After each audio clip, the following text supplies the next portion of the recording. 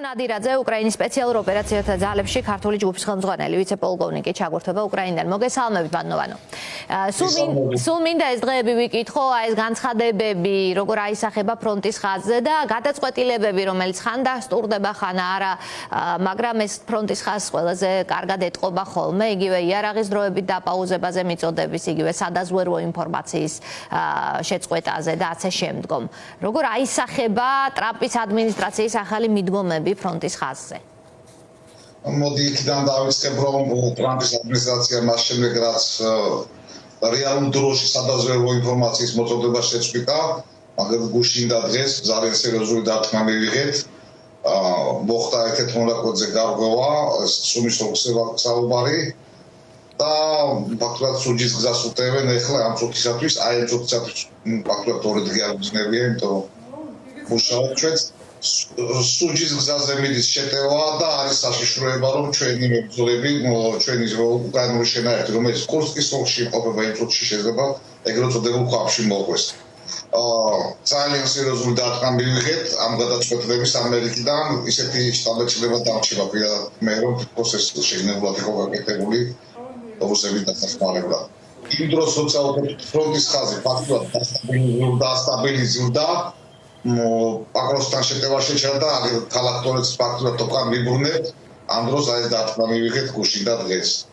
ანუ ამას აქვს პირდაპირ შედეგები ფრონტის ხაზზე, იმიტომ რომ თუ აი ჩვენ მაგალითად წავიკითხებთ ინფორმაცია, რომ ბრიტანეთი აწვდის ამ ინფორმაციას, განაგრძობს ამის მიწოდებას, მაგრამ ეს მაინც აისახება როგორც ჩანს ფრონტის ხაზზე.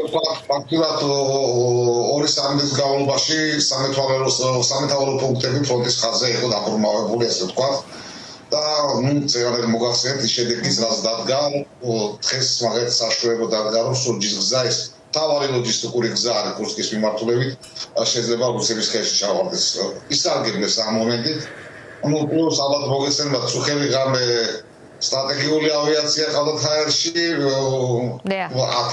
10 ბორტმა გამოუშვათ უკრაინისკენ ფსტოცანი რაკეტები, X-101 ტიპის რაკეტები, პლუს ღვიდან კალიბრის ტიპის რაკეტები და ყველაზე დიდი დარტყმა მიიღო სუმა, ეს ბალისტიკური ისკანდერები დაბომბეს ტერიტორიების ჩვენი ლოჯისტიკური ადგილები ძირითადად.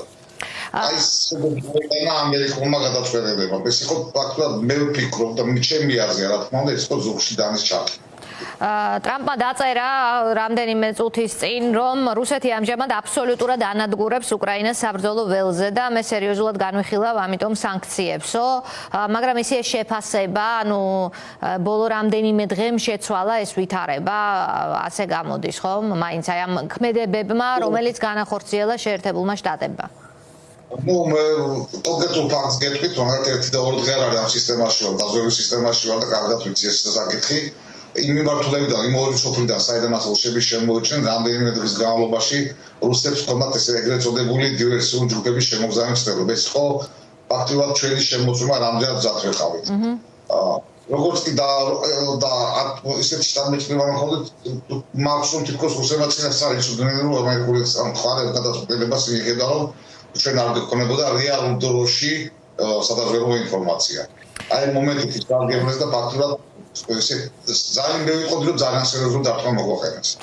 რომ არ შევიდეთ კონსპირაციაში, ბატონო ვანო, იცით რა მინდა ვიკითხო, აი ხანგრძლივი დროის პერსპექტივაში ამერიკული იარაღის შეჩერება, მიწოდების, აი იგივე ჰაიმარსები, ხომ? თუ არ მომარაგდა შეერთებული შტატების მხრიდან და თუ არ განახლდა ეს შეიარაღება, ან აცვლებს მას ამ ეტაპზე რამე ევროპული ადგილზე? მოდი ასე ვთქვათ, რასაც ვთქვი ჰაიმარსზე უკვე პრობლემები გვაქვს, რაკეტებზე აღარ არის პრობლემები, უბრალოდ ის GPS-ია გამორთული, რომელთაც ჰაიმარსი მუშაობდა. სამწუხაროდ სტოლ შედოუსაც კალთაც სისწრაფე აქვს დაბალი ვიდრე ჰაიმარს და ადვილად ჩამოსაგდებია. რა თქმა უნდა, უპირატესობა ჰაიმარს ჰქონდა ბორის ველზე, ეს ხო, რა თქმა უნდა, ძალიან დიდი ძალას წარმოადგენდა. ამ სისტემისთვის უკვე ჩვენ შეიძლება რომ პრობლემები შევექმნეს. რაკეტებზე აღარ არის ვიმეორება, თვითონ GPS-ი არის გამორთული, რომელთაც ჰაიმარსი მაგალითად ფუნქციონირებს და მუშაობს. აი ამ ვითარებაში ბრძოლის გაგრძელების გადაწყვეტილება ბუნებრივია კაპიტულაციას არავინ აპირებს ეს უკრაინის პრეზიდენტმაც არაერთხელ თქვა ჩვენ გვახსოვს პირველი დღეები როცა უკრაინა მედგრად დადგა მაშინ როცა არავის მხარდაჭერა არ ქონდა მაგრამ არსად წასულა ეს ხალხი აი ბრძოლის ამ ეტაპზე ამდენი წელი გავიდა სამ დღეში პუტინმა ფაქტია რომ უკრაინა ვერ აიღო მაინც რას უანონსებთ მტერს იმ პირობებში რა პირობებშიც დღეს ხართ თუ შეერთებული შტატები გადაწყვეტს რომ ეს ასე დარჩეს და ის გავიდეს ფაქტობრივად ევროპის კონტინენტიდან და ევროპამ აიღოს ფუნქცია მისი ჩანაცვლების რასაც ქვია ჯარში მოტივაცია ცნობილი კონფერენცია სადაც ეს პრეზიდენტ ტრამპსა და ზელენსკის შორის დაპირისპირება მოხდა ის სიტყვებმა რაც ზელენსკი მიღწა მოხდა ჯარში მოტივაცია გააორმა და მე ამას ვიტყვი გაორმა ცუდად ისმის თქვენი ხმა კი გაორმა რასაც ქვია მოტივაცია შეერაღებულ ძალებში მოტივაცია დიდია ჯარში მაგრამ ავიღეთ პოლ კაზოს იგივე ბელიცკის რომელიც საერთოდ ზელენსკის მოწინააღმდეგე იყო პირველი გამოვიდნენ გასაკუთრებულ პრეზიდენტის გვერდზე დგევარ და ასევე ჯარის განწყობაც იმ გადაწყვეტილებით რაც მაშინ მიიღო ზელენსკიმ ამ ცნობილ შეხვედრაზე ასე რომ პერსპექტივა როგორ გითხარით რესურსი ეხლა რუსებს ხშირად საუბრობენ ხოლმე რომ აი ულევი რესურსი რუსეთს არ აქვს ულევი რესურსი რომ კონდეს რუსეთს დახმარებისთვის ჩრდილოეთ კორეას და ირანს არ მიმართავდა პლუს ამას წერანაც ვახსენე რომ უკვე პრაქტიკულად ჩვენ დავასტაბილურებთ ფრონტის ხაზზე სიტუაცია და პლუს ტორეცკი ქალაქ აქეთ პრაქტიკულად დახვარით ქალაქი მოკაღებული ვანთავისუფლებთ ასე რომ რაღაცა განსაკუთრებული გარდატეხი ძალა არ დარჩა რუსებს. ამის თქმა შემიძლია ხმამა. იმ ფონზე მithumetes თუ ევროპა მართლა გაიღვიძა, არა სიტყვიერ და მართლა საქმედ გაიღვიძა, საკმაოდ კარგად შეუძლიათ რასაც ვქეთ ნატოობა გაუწიოს უკრაინა არმიას შეუძლიათ ნატოობა გაუწიოს რუსეთს. და არმიაც ისდებს რაც უნდათ. კი ბატონო, რაც შეეხება აი პოლიტიკურ მოლაპარაკებებს, რაზეა წამსვლელი, რა დათმობაზეა წამსვლელი რუსეთი თქვენი აზრით? პუტინი, რომელსაც აღმოსავლეთ ევროპაში მანამდე ძალიან კარგად იცნობდნენ, არაერთი შეთანხმება დადო და დაარღვია მან და ის არ შეიცვლის ამ წესს, ასე ვთქვათ, ასაკთან ერთად გასაგებია, რაც უფრო ცოტა დრო რჩება მიზნების მისაღწევად, მას მით მეტად მიზანმიმართულად მიყვება გეგმას, რომელიც სხვათა შორის ევროპელებს ძალიან ადრე მიუნხენის კონფერენციაზე გამოუცხადა წლების წინ. მიყვება ამ გეგმას, რისთვის სჭირდება მას ეს ტაიმაუტი თქვენი აზრით და რამდენად შეასრულებს ეს შეთანხმებას ნებისმიერს, რაც არ უნდა დაიდოს ახლა ამერიკელების შუამავლობით.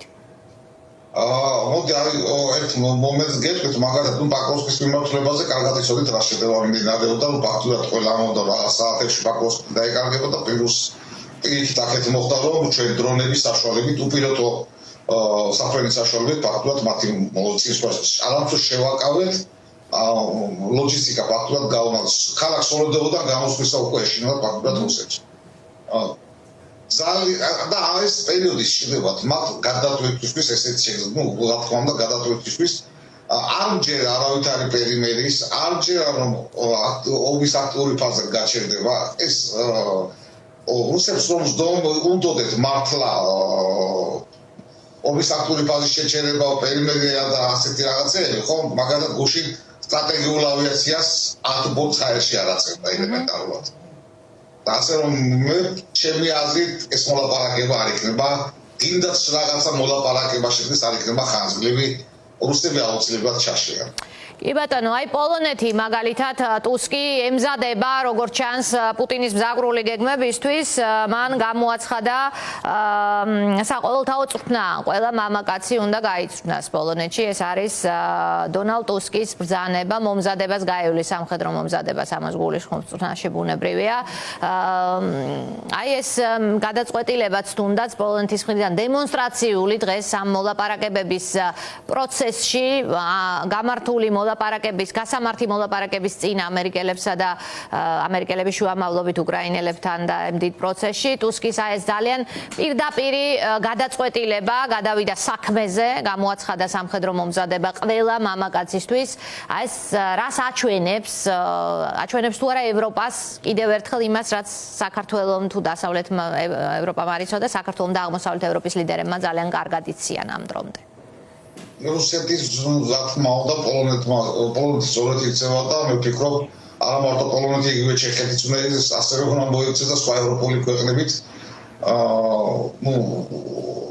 მე კიდევ წეგანას კიდე ეხლას ვიმეორო მე არ მჯერა და რა თქმა უნდა ძალიან ვერც კატუჩნებელებული არის ამ რუსულ რასაც ვქო ზრაკულ თემებში ჩვენ ელემენტარულად ჩვენ აქვს ეს პერიმედია სოხუმის დაკარგვების გამოსილი როგორი პერიმედია იყო ხო? კი ბატონო. და 2015 წელს 2014 წელს ვიმეორე. უკრაინაში ერთი 10 პერიმედია იყო ესეთი რომელიც რაღაც ერთ თვეში იყო. ასე რომ მე ამბერა პოლონეთის გადაწყვეტილებას სწორია და მე მივესალმები ზაფხულმა იყოს მთელი ევროპა.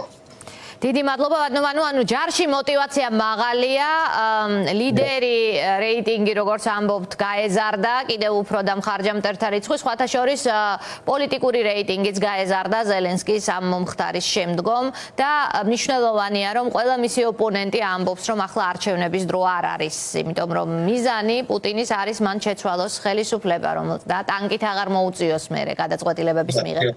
თქვენ ალბათ მოისმენთ იულია ტიმოშენკოს ეს ერთ-ერთი სერიოზული ოპოზიციური ძალა იგივე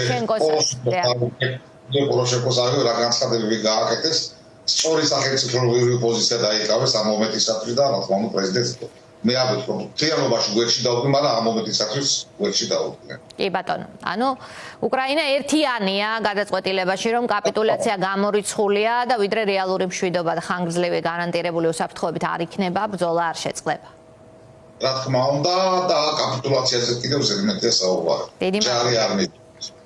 დიდი მადლობა. ვანო ნადირაძე უკრაინის სპეციალურ ოპერაციულ ძალებში ქართული ჯგუფის ხელმძღვანელი ვიცე-პოლკოვნიკი გვერდებოდა პირდაპირ ეთერში.